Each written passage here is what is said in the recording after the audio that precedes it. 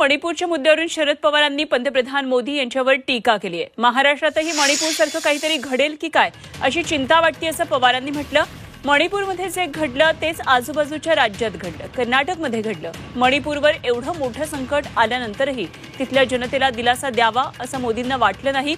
मोदींनी मणिपूरकडे ढुंकूनही पाहिलं नाही अशी टीका पवारांनी केली। तर निवडणुकीच्या तोंडावर दंगल घडवण्याची भाषा शरद पवार बोलतात आणि ते चांगलं नाही। समाजात तेढ निर्माण करणाऱ्या थांबवण्यासाठी पवारांनी पुढाकार घ्यावा असं आवाहन बावनकुळे यांनी केलंय। तर महाराष्ट्र आणि मणिपूरची परिस्थिती ही वेगळी आहे आणि त्यामुळे तशी स्थिती होणार नसल्याचं आमदार बच्चू कडू यांनी म्हटलंय।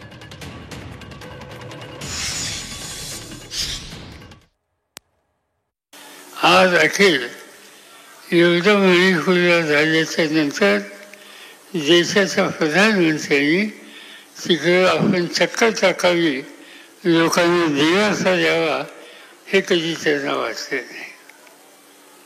हे घडलं मणिपूरमध्ये, आजूबाजूच्या राज्यातही घडलं, खाली कर्नाटकामध्ये घडलं आणि अलीकडच्या काळामध्ये महाराष्ट्रात काही घडेल का काय अशी चिंता वाटायला लागली।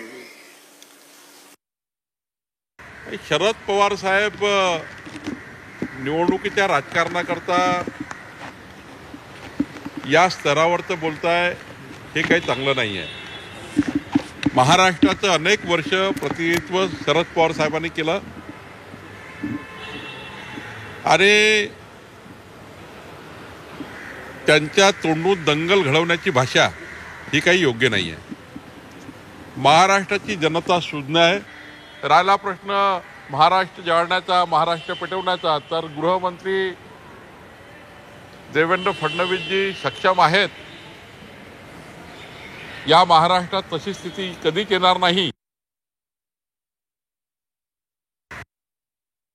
मणिपूरनं महाराष्ट्रात मला तर शक्य नाही वाटत, कारण मणिपूरची वस्तुस्थिती फारच वेगळी आहे।